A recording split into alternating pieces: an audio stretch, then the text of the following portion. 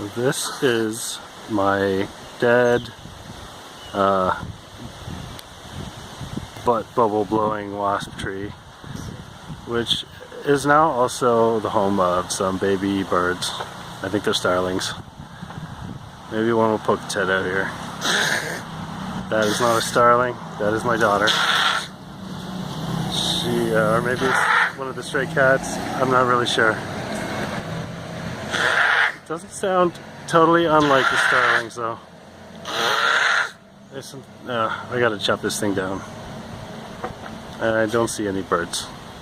Where are you, baby birds? Are you alright over there? Okay, you're just acting weird. Anyway, hope you enjoyed it.